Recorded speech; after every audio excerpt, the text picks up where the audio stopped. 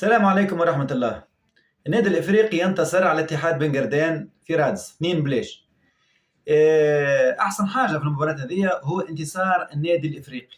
برشا جماهير يقول لك المستوى ما كانش طيب، الإفريقي ما تحسنش. أنا نجاوبك ونقول لك أحسن حاجة هو الانتصار.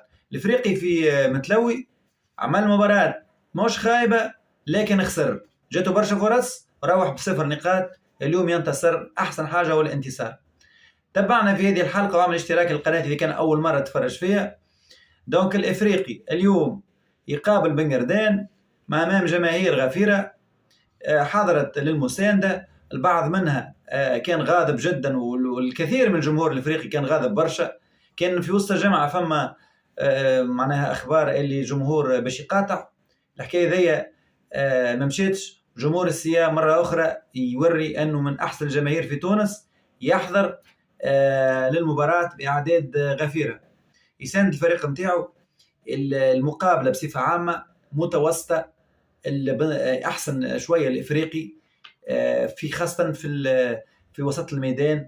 والبنزرتي مخه تحسه تبدل التفكير نتاعو، يعني في الماتش من الأول كيفاش يدخلوا تغير شوية، خاصة في ناحية الإفكتيف بدل، ولات عنده قناعات أخرى. ربما هذا باش تشوفوه في المباراة القادمة، لأنه البنزرتي عادة راهو ما يغيرش. راهو إذا كان نجح في مباراة راهو صعيب برشا باش يغير، وحتى لو كان خسر يكمل بالشوا هذوكم لين من بعد يقتنع 100%. واليوم شفناه غير شوية، مادام دخل صادق محمود من الأول فإنه سي اقتنع برشا حاجات في سط الميدان. كذلك سيدو خان دخلوا من الأول، الزمزمي كالعادة، لكن خلى بلال يتمالك. وهذا تغيير بالنسبة للصغير أو كمستانس يخلي فيه كما ماتش الأخراني. تحسوا بلال يتمالك مش كما العادة، معناها يخليه شوية خال برا. هذا تغيير في وسط الميدان صار. على اليمين حسن رمضان، أنا أشوف اللي زعلوني أحسن من هذا اللاعب. هذه هي الملاحظات العامة. كذلك الخضراوي كالعادة ملك الهجوم، اللي مهاجم وما يمركيش. راهو البوست هذيك على اليسار ولا على اليمين لازم تحط كرة في الشبكة، راهو لازم تكون مهاجم، لازم تكون افيكاس. توا 28 ماتش ظهر لي والخضراوي مسجل 3 أهداف، رقم ضعيف وضعيف جدا يلاعب بهذه قميص النادي الافريقي. هذا رأيي في الخضراوي، بالرغم اللي ساعات مستواه يكون متوسط ويجري ويعمل تحركات على اليسار، لكن نحكي على الافيكاسيتي ماهوش جوار اللي يفيد النادي الافريقي في الاوقات الصعبه. لازم يسجل الخضراوي ماكش تلقاه، هذا مؤكد حسب مريت بدايه هذا الموسم وكذلك الموسم الفارط. دونك قلنا ردة فعل باهي بالنسبه للافريقي. دخل المباراه، حاول يسيطر، استضغط، لانه فما تحس الافريقي تحب يربح، ثم ردة فعل، ثم كمان اللاعب متوسط، لكن فما ردة فعل تحس الافريقي ناوي حاجه بالماتش هذا. وقلت لكم راهو قبل الماتش لو الافريقي يربح ماتش راهو ما تعرفش عليه يلقى روحه الثاني. فعلا الفيديو اللي فات قلت راهو الافريقي راهو فاسيلمون زوز ماتشات يلقى روحه الاول. راهو اي فريق في الرباعي هذيا جرجيس الملعب، شفت جرجيس تعثر، دونك الافريقي يستغل الفرصه. الملعب التونسي متصدر، ينجم الملعب التونسي يخسر ان يلقى افريقي المره الجايه يلقى روحه الاولاني.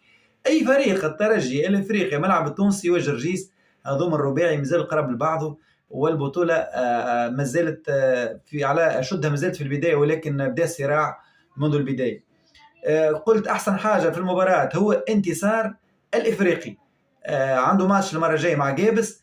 الافريقي لو ينتصر في مباراه جابس تكون نقله، ويكون يحافظ ويكبش في الصداره، لانه اذا كان ينتصر مرتين حتى الجوارات وحتى الجمهور والاطار الفني يخدم ويكون مرتاح اكثر، ويكون المورال طالع. راهو ماتش يجيب ماتش، الريتم هو المهم، والماتشوات ورا بعض والانتصارات راهي تحسن في اداء الفريق وترجع الثقه للملاعبيه.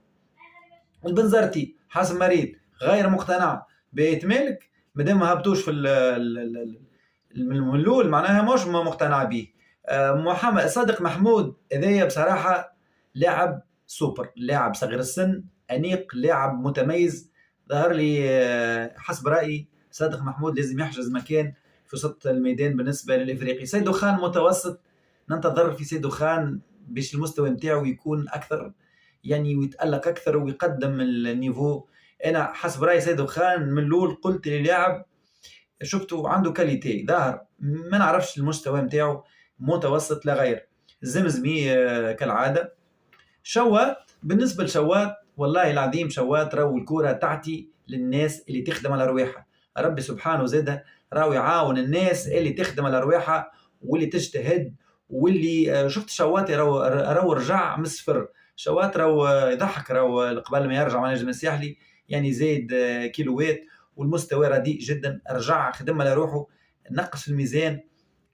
لاعب يحب يخدم على روحه، يحب يمسك كاس العالم، تحسه يخدم، ولكن ليش الكره تحبه. حتى في الهدف الثاني شفت كره قدامه، يعني راهو المهاجم اول حاجه يشم الاهداف ويتمركز في البلاصه المعينه، وراي الكره زادت تحبه.